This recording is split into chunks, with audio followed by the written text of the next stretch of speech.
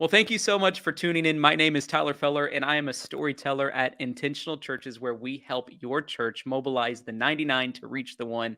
And today I am joined with Jay Vineyard from Wells Chapel General Baptist Church, where they went from averaging 30 to 50 people to having over 200 people last Sunday, including baptizing 24. Jay, how'd you do it?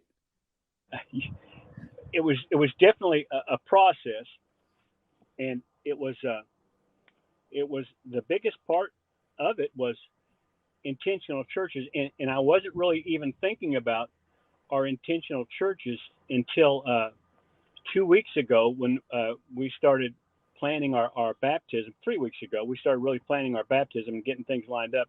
We were all in the church in the banquet room, and one of the leaders, sat down across from me, and she said, "Do you realize that every individual that we brought up at our very first one meeting, every individual, their family is now here and they're getting baptized this Sunday, with the Wow. exception of one." Yeah, yeah, Woo! Well, yeah, let's talk through that, because what you're talking about is a concept that we teach, which is called the one, which we want to get laser focused on reaching a certain individual in your church. We believe that's going to create a ripple effect and their families are going to start coming too.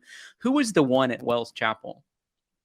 well, one of the one was Charles and Amanda, and they had 4 kids, and we started reaching their kids on Wednesday night, and then slowly we started bringing them into the church, and before long they were regular attendees. And one Sunday she said, looked at her husband, she said, "I don't care what you do, but I'm getting saved." And she came to the Wow. altar, and it wasn't just seconds after she was there, he showed up, tears flowing and ready to surrender his life to Jesus Christ. And so it's just been a truly a blessing, especially none of us at Wells Chapel have really got. We have one that went through college, and she took some Bible classes, but none of us at Wells Chapel are went to seminary or anything. So we were really limited on the tools that we had and that we knew that we had.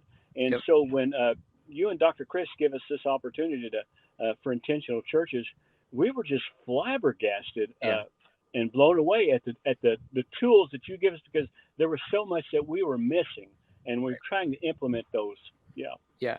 And so we were working on figuring out who that one was. We named him Luke Duke internally. It's just a conversation that we had to identify him as 33-year-old male. And then you guys right off the get said, all right, how can we start to reach his family? Because we know that's going to be a key to reaching him. And immediately you started having programming around that. And obviously it was successful because that was only a year ago. 1 year ago, averaging 30 to 50 or so, and then over 200, including you went down in your meeting and said, who are all the Luke Dukes in our church, in our relational reach zone? And you listed how many ever there were, and you intentionally went to reach after them. That's powerful. It really is, because you guys taught us to really focus, laser focus on those that are lost. Instead of looking at what can we do for the community, we changed our focus on what can we do for the one, Yeah, because we are too small to reach an entire community, but we're not too small to reach one, right. and that's any size church. And that's what's amazing about this. Yeah. Now, tell me about what it looked like to have team-wide alignment, because I would imagine in a situation in your church, there are people who maybe are not used to growth and there's some growing pains. What did that look like to get everyone on board? Uh, you know, at first there was some excitement, and then there was actually really turned into almost some anger on some parties, because no longer were we a church that was program oriented.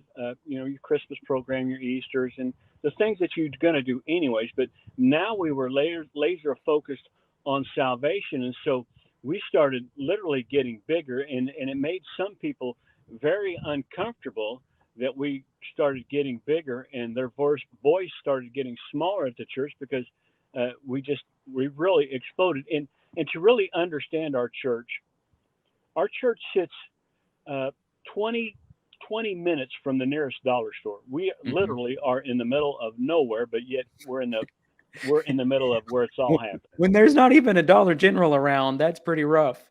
Yeah, there's no uh, Dollar General, gas station, store 20 minutes from the church. So we are in the middle of nowhere, but there's a need, and you intentional churches, you and Dr. Chris is, he's been riding with me on this journey for the past year, and he calls me and encourages me, and yourself when I had questions.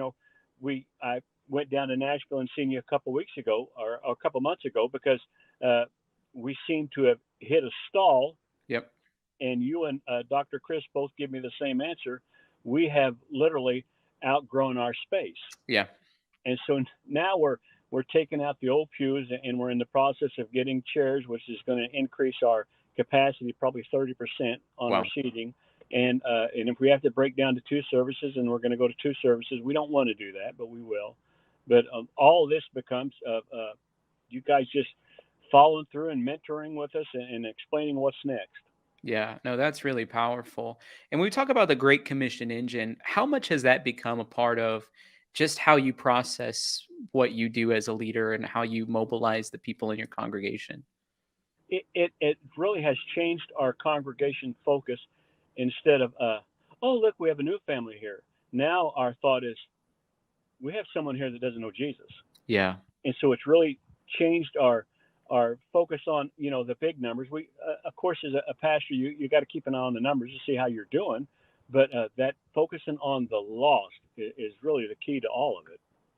Oh, I agree 100%. Do you think a new facility is around the horizon for you? Yeah, we actually have voted and approved, and we're looking at probably expanding a new multi-purpose building and a sanctuary along with that, and a gymnasium along with that very shortly. As what we're doing short-term base is just trying to figure out where to put everybody. Wow.